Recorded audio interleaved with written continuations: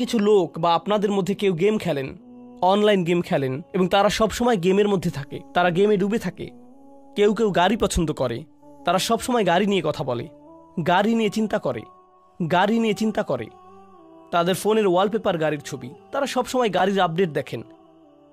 এই ব্যক্তিটি গাড়িতে খাউদ হয়ে আছে। খাউদের প্রধান অর্থ হল কিছুতে পুরোপুরি ডুবে থাকা। আধুনিককালে এই শব্দটিকে কোনো কিছুতে আসক্ত হওয়ার জন্য ব্যবহার করা হয়। নেশা, যখন কেউ কিছুতে আসক্ত হয়, এটি খুবই আকর্ষণীয়, কারণ এই বিষয়ে বইও লেখা হয়েছে। আপনি এজ অফ অ্যাডিকশন নামে একটা বই খুঁজে দেখতে পারেন। এই যে সময় আমরা বসবাস করছি, এটি একটা নেশার যুগ। আগে লোকেরা মদের নেশা সম্পর্কে কথা বলতো। যারা জুয়া খেলে তারা একবার নয়, বারবার ফিরে আসে। তারা তাদের বাড়ি হারায়, পরিবার হারায়, এবং তারা এটা বন্ধ করতে পারে না। মাদক একটি নেশা হতে পারে। বহু লোক ইতিমধ্যে জানতে পারেন যে বিশ্বের নামকরা সামাজিক মিডিয়াগুলো, যেমন ফেসবুক, ইনস্টাগ্রাম, এই সংস্থাগুলো প্রথম তৈরিতে তারা বিশ্বের শীর্ষ ক্যাসিনোগুলোতে গিয়েছিল, কারণ তাদের অ্যাপ্লিকেশনগুলোর অ্যালগোরিদম এমনভাবে করা হয়েছে যেটা নিশ্চিত করে যে তাদের ব্যবহারকারীরা অ্যাপে থাকে। তারা চায় না যে আপনি টিকটক অন করেন এবং তা বন্ধ করে দেন।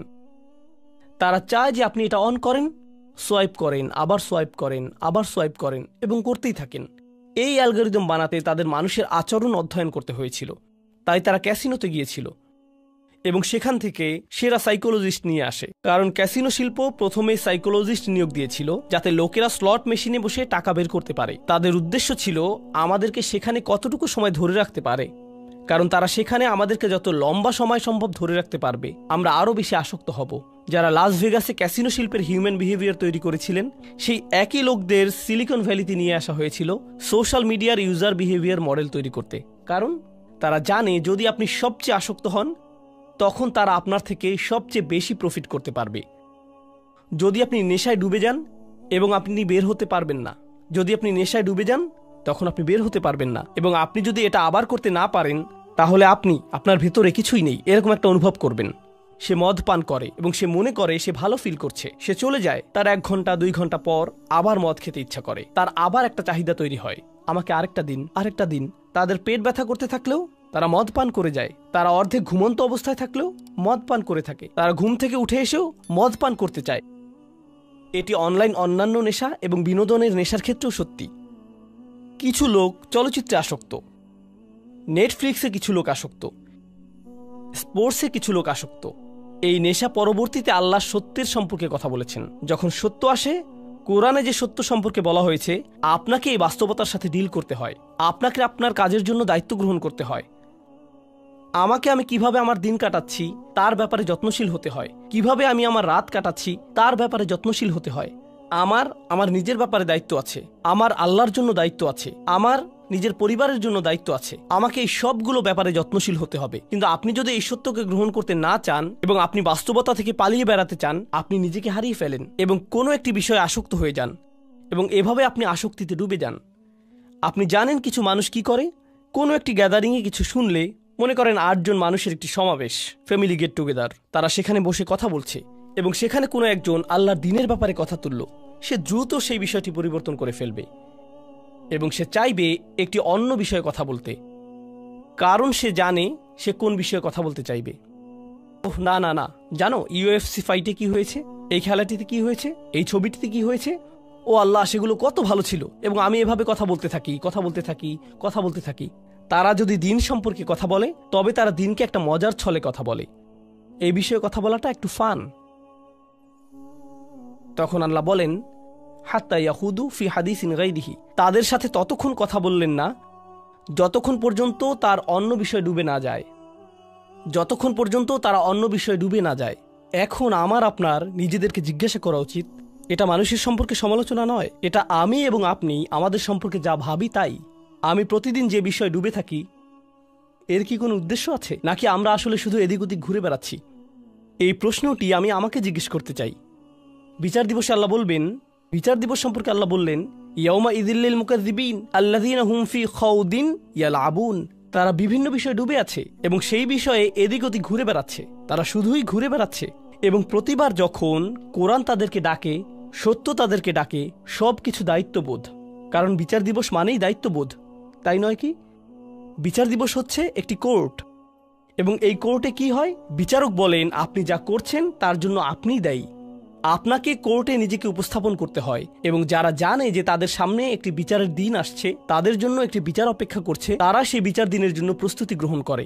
এটাই এই জীবনে হয়, এটাই বিচার দিবসের জন্য সাধারণ যুক্তি। কিন্তু যেই ব্যক্তি সেই ট্রায়ালের জন্য প্রস্তুত নয়, তারা শুধু খেলে বেড়াচ্ছে, তারা গেমে আসক্ত, তাহলে তারা সেই বিচার দিনে খুবই বিপদে পড়বে। এবং কেউ কেউ বলে, এই এই বিচার দিবস আগামীকাল, বিচার দিবস আগামী সপ্তাহে, তাড়াতাড়ি এই দিনের জন্য প্রস্তুতি গ্রহণ করো। কিন্তু আপনি তৈরি নন, আপনি আপনার কাজ শেষ করেননি, সেই দিন কি আপনার বিপক্ষে হতে যাচ্ছে? আরে যান যান, আমাকে খেলতে দেন, এটা সত্য নয়। ওহ, এই মানুষগুলো খুব বেশি বেশি, আসলেই খুব বেশি বেশি, তারা খুবই নেতিবাচক, আমাকে আমার মতো থাকতে দিন। আপনি জানেন, এমন একটা সময় ছিল যখন দার্শনিকেরা ক্যাপিটালিজম, কমিউনিজম, অ্যাথিজম এইগুলো নিয়ে কথা বলতো। এখন আমরা একটা নতুন পৃথিবীতে, আপনার ইমোশনই আপনার নতুন ধর্ম। আমাকে একটু ভালো থাকতে দিন তো, আমি শুধু ভালো থাকতে চাই, আমাকে আমার মতো থাকতে দিন। আপনি জানেন, বিচার দিবসে আল্লাহ এমন একটি বর্ণনাই দিয়েছেন, আল্লাযীনা হুম ফী খাউদিন ইয়ালআবুন। যখন কোনো মানুষ কোনো কিছুতে ডুবে যায়, তখন সে আর অন্য কিছুতে যেতে চায় না, সে ওখানে আটকে পড়ে, তারা একই জায়গায় থাকে। যখন কোনো মানুষ কোনো কিছুতে আসক্ত হয়, তখন আপনি তাকে 1 বছর আগেও যেখানে দেখেছেন, এখনও ঠিক সেখানেই দেখবেন। আপনি জানেন, যখন মানুষ কোনো কিছুর পরিবর্তন করে না, আল্লাহ তাদেরকে পরিবর্তন করেন।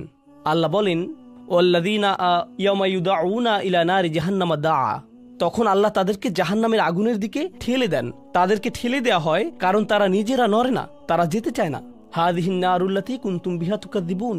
এই হচ্ছে জাহান্নাম, যাকে তোমরা মিথ্যা বলতে। আফাসিহরুম হাযা। যদি আমি বলি এটা কি জাদু, আও আনতুম লা তুবসিরুন, তুমি কি দেখছো না? কারণ আমি কোনো আগুন দেখতে পাচ্ছি না। হে আস্তাগফিরুল্লাহ বলো, এগুলো করো না। আমাদেরকে আল্লাহকে ভয় করা উচিত, আমাদের বিচার দিবসকে ভয় করা উচিত। ও হ্যাঁ, আমার আগুন ভয় করা উচিত, কিন্তু আমি তো কোনো ধোঁয়া দেখতে পাচ্ছি না, আমি তো তাপমাত্রা বাড়তে দেখছি না। আল্লাহ বলেন এটা মিথ্যা। যখন বিচার দিবস আসবে, আও আনতুম লা তুবসিরুন, তুমি এটা দেখবে না। ইসলাউহা ফাসবিরু আলা তাসবিরু সাওয়াউন আলাইকুম ইন্নামা তুজজাউনা মা কুনতুম তা'মালুন। এখন যাও এর ভিতর এবং এটা উপভোগ করো। তুমি এটা সহ্য করতে পারো বা না পারো, এটা কোনো ব্যাপারই না, এটার এখন কোনো মূল্যই নেই। আমি এখন এই খুতবাটিকে ছোট করে আনতে চাই। অন্যদিকে এই মানুষের বিপরীত দিকে কিছু মানুষ থাকবে যারা বিচারের দিনে কোনো ধরনের বিপদে পড়বে না। আল্লাহ বলেন, ইন্নামাল মুত্তাকিনা ফি জান্নাতিন ওয়া নাঈম। যে মানুষের তাকওয়া ছিল, তারা জান্নাতে যাবে এবং সেখানে আরাম করবে। আয়াতের পরবর্তী অংশটি হচ্ছে জান্নাতের বর্ণনা। এটা নিয়ে হয়তো পরবর্তীতে কখনো কথা বলবো, কিন্তু আমি চাই আপনারা এই বিষয়টি নিয়ে চিন্তা করুন। মুত্তাকিন বলতে আসলে কি বোঝায়? মুত্তাকিন শব্দটা আমরা সবসময় শুনে থাকি, আমাদের তাকওয়া থাকা উচিত, আমাদের তাকওয়া থাকা উচিত। তো তাকওয়া শব্দটি এসেছে ওয়াকায়া শব্দ থেকে। আপনার জানা উচিত, ওয়াকা মানে হচ্ছে প্রতিরোধ করা। এখান থেকে যে শব্দটি এসেছে, আমরা দোয়াতে এই কথাটা বলে থাকি, ওয়াকিনা আযাবান নার। তাকওয়া একই শব্দ। ওয়াকিনা আযাবান নার মানে হচ্ছে আমাদেরকে বিচার দিবসের শাস্তি থেকে রক্ষা করুন। আল্লাহ বলেন, কু আনফুসাকুম ওয়া আহলিকুম নার। তোমাকে এবং তোমার পরিবারকে জাহান্নামের আগুন থেকে রক্ষা করো। ইত্তাকা বা মুত্তাকি হচ্ছে সে যে নিজেকে রক্ষা করে। যখন আপনি বাসায় যান, দরজা বন্ধ করেন, যখন হাঁটতে যান, তখন দরজায় তালা দেন, এর মানে আপনি একটু তাকওয়া অবলম্বন করেছেন, কারণ আপনি নিজেকে রক্ষা করেছেন। তাই মাঝে মাঝে আমরা তাকওয়াকে আল্লাহর ভয় বলে অনুবাদ করে থাকি। আরবিতে ভয় হচ্ছে খৌফ, খাশিয়া। এছাড়া আরবিতে ভয় বোঝাতে আরও অনেক শব্দ ব্যবহার হয়ে থাকে, তো তাকওয়া সেগুলোর মধ্যে একটি। আসলে তাকওয়া বলতে বোঝায় যখন আপনি নিজেকে সতর্ক থাকার মাধ্যমে রক্ষা করেন। ধরুন, যখন কোনো মানুষ হজে যায়, আল্লাহ বলেন, অতাযাওয়াদু ফাইন্না খায়রাজ যাদ আত-তাকওয়া। হজে যাওয়ার সময় আপনি আপনার প্রয়োজনীয় জিনিসগুলো নিয়ে যাচ্ছেন, কারণ আপনি জানেন বেস্ট প্রভিশন ইজ প্রিকশন, আপনাকে রক্ষা করার জন্য। এটা দিয়েই তাই বিভিন্ন জিনিসও বোঝায়। এখন এই শব্দটি এই আয়াতে কি বোঝাচ্ছে? মানুষ যারা নিজেদেরকে রক্ষা করে, যখনই তারা দেখে যে তারা কোনো একটি আসক্তিতে জড়িয়ে যাচ্ছে, তখন তারা বলে, আমাকে এখান থেকে নিজেকে সরিয়ে আনতে হবে। যখন তারা দেখে তাদের সঙ্গীগুলো কোনো একটি বিষয়ে আসক্ত হয়ে যাচ্ছে, তখন সে বলে, ও না না, আমাকে এখান থেকে নিজেকে রক্ষা করতে হবে। তাই তারা সব সময় নিজেদেরকে সেসব সঙ্গ থেকে সরিয়ে নিচ্ছে, যেসব সঙ্গে থাকলে তারা কোনো আসক্তির দিকে জড়িয়ে যেতে পারে। তারা সব সময় আমাদের আশেপাশে আছে, আমরা কেউই নিরাপদ নই। মুত্তাকিন শব্দটি ব্যবহার করার মাধ্যমে এমন মানুষকে বোঝায় যে সব সময় সতর্ক, তারা কখনোই বিশ্রাম নেয় না, তারা সব সময় একটা প্রতিরক্ষা বলয়ের মধ্যে থাকে। তারা জানে যদি তারা এভাবে না থাকে তাহলে স্লিপ করতে পারে। ইন্নাল মুত্তাকিনা ফি জান্নাতিন ওয়া নাঈম। এই কারণেই আমি তোমাদেরকে জান্নাত দেব উপহার হিসেবে। তাহলে আমাদেরকে এখন থেকে খুব সতর্কতার সাথে থাকতে হবে। আমার মনকে বোঝাতে হবে যেন আমি যে কোনো সময় পিছলে যেতে পারি, আমি ভুল করতে পারি। আমাকে তারপরে সেখান থেকে ফিরে আসতে হবে এবং আরো বেশি সতর্ক থাকতে হবে। যদি আমি পিছলে যাই তাহলে আবার আমাকে ফিরে আসতে হবে। এটি একটা চলমান প্রক্রিয়া। এগুলোর শেষে আল্লাহ বলেন ফি জান্নাতিন ওয়া নাঈম। আপনি যখন জান্নাতে যাবেন আপনারা বাগান পাবেন, কিন্তু সবচেয়ে গুরুত্বপূর্ণ আপনারা পাবেন নাঈম। যেই নাঈম শব্দটি এসেছে নুউমা থেকে, যার মানে হচ্ছে নরম এবং বিশ্রাম। তাদের এখন কোনো তাকওয়া থাকার প্রয়োজন নেই, তাদের এখন কোনো সতর্কতার প্রয়োজন নেই। তারা তখন বলবে এখন আমি বিশ্রাম নিতে পারি। তাহলে আল্লাহ কি করলেন? আল্লাহ আমাদেরকে দুটি ছবি দেখালেন। একটি হচ্ছে এমন ব্যক্তিরা যারা এখন নাইমে আছে, তারা বর্তমানে যেদিকে মনে চায় সেদিকে ঘুরে বেড়াচ্ছে, রিল্যাক্স করছে, তাদের কোনো কিছু চিন্তা করার নেই, শুধু বিশ্রাম নিচ্ছে। এবং অন্যদিকে তাকওয়াপূর্ণ ব্যক্তিরা তারা পরবর্তীতে রিল্যাক্স করবে।